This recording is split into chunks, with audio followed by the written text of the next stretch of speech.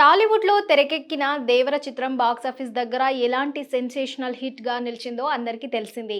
ఈ సినిమాను దర్శకుడు కొరిటాల శివ పూర్తి మాస్ యాక్షన్ డ్రామాగా తెరకెక్కించగా, man of masses junior NTR తన పవర్‌ఫుల్ పెర్ఫార్మెన్స్‌తో వేరే లెవెల్‌కి తీసుకెళ్లాడు.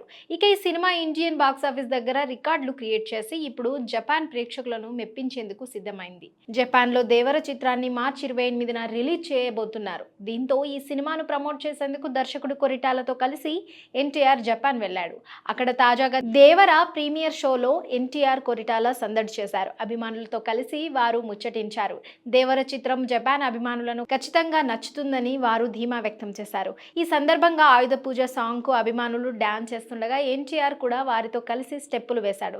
దీంతో థియేటర్లో అభిమానులు తమ చప్పట్లతో హోరెత్తించారు. ప్రస్తుతం దీనికి సంబంధించిన వీడియో నెట్టింట్లా వైరల్ అవుతోంది. ఇక ఈ సినిమాలో ఎన్టీఆర్ 2 వైవిధ్యమైన పాత్రల్లో నటించాడు. జాన్వీ కపూర్, సైఫ్ అలీ ఖాన్ తదితరులు ఇతర ముఖ్య పాత్రల్లో నటించిన ఈ సినిమాకు అనిరుద్ రవిచంద్రన్ సంగీతం అందించారు.